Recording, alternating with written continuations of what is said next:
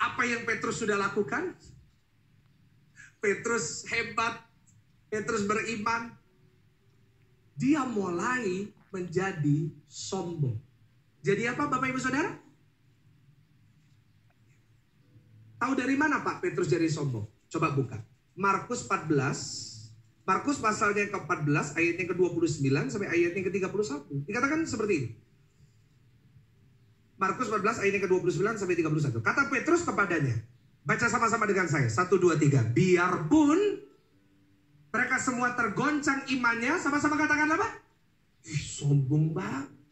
Biarkan yang lain goyah imannya, aku tidak. Ayat 30. Lalu kata Yesus kepadanya, aku berkata kepadamu. Perhatikan yang Yesus katakan. Sesungguhnya hari ini, malam ini juga, sebelum air berkokok, engkau telah menyangkal aku berapa kali saudara?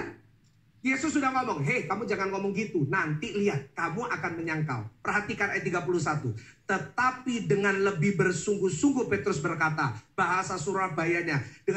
Dengan ngegas Petrus berkata.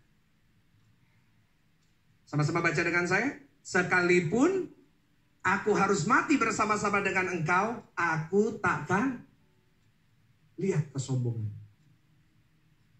Dia begitu sombong sampai Yesus aja dibantah. Yesus sudah ngomong, hei, kamu jangan sombong. Nanti kamu yang nyangkal 3 kali. Petrus tetap mendebat Yesus. Enggak, mati pun aku mati buat engkau. Lihat di sini.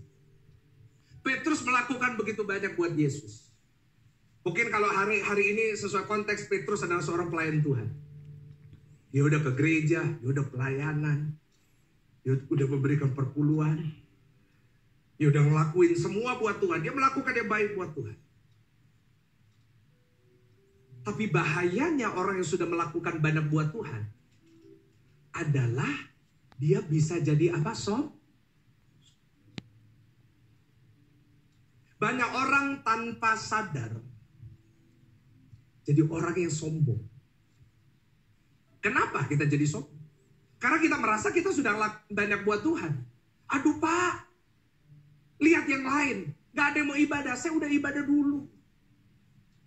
Bapak ibadah 5 kali, saya ikut 5 kali. Bapak online dari pagi sampai malam. Saya dengerin semua khotbah Bapak. Sampai saya belenda denger Bapak. Darah Yesus ada yang bilang gitu. Itu sombong. Kenapa? Kita merasa kita udah baik gitu.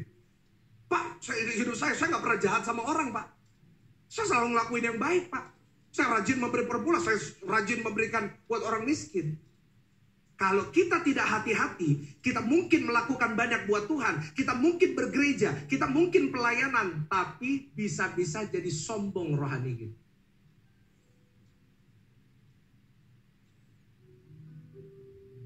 Kalau kita tidak hati-hati di gereja pun, akan muncul banyak orang-orang yang sombong rohani. Apa tandanya orang yang sombong rohani? Ayo, kita lihat dari Petrus. Orang yang sombong rohani tandanya yang pertama saya catat. Dia merasa lebih baik daripada yang lain. Selalu merasa dirinya itu paling baik. Tadi kita udah baca. Petrus ngomong gini. Tuhan Yesus, meskipun yang lain imannya goyah, aku enggak. Artinya apa? Dia merasa imannya lebih bagus dari yang lain. Yang lain mungkin goyah. Bartolomeus tuh pasti goyah. Thomas goyah pasti. Apalagi Yudas Iskariot. Wah. Meskipun yang lain goyah, aku. Lihat betapa sombongnya Petrus bicara sama Tuhan. Dia merasa lebih baik daripada yang lain. Ada di sini yang suka merasa lebih baik dari orang lain. Selalu merasa gitu. Dirinya tuh paling baik gitu. Coba cari di mana-mana. Ada nggak yang sebaik saya? Ini.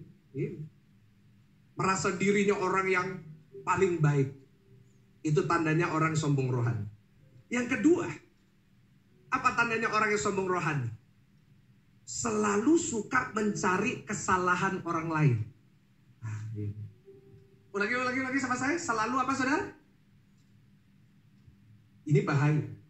Kalau orang Kristen datang ke gereja, sudah mulai suka cari kesalahan orang lain, Itu sombong. Datang ke gereja, duduk. Lihat ada ibu-ibu datang, bawa tas bagus. Sombong, lihat tasnya ganti-ganti terus. Pasti itu selingkuhannya orang. Wah, hati-hati. Selalu cari kesalahan orang. Datang ke gereja, selalu cari kesalahan gereja. Apa itu? Gereja 1 jam saja. Gereja kok 1 jam membatasi waktu dengan Tuhan. Kenapa 1 jam? Kejar setoran. Apa yang mau dikejar coba?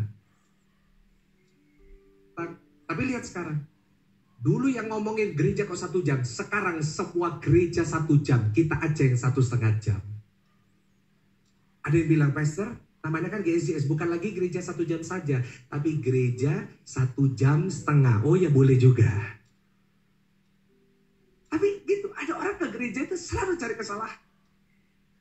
Pasti ada salahnya gereja. Lihat kan. WL-nya nggak ngangkat. Tuh kalau berat-berat gitu gimana?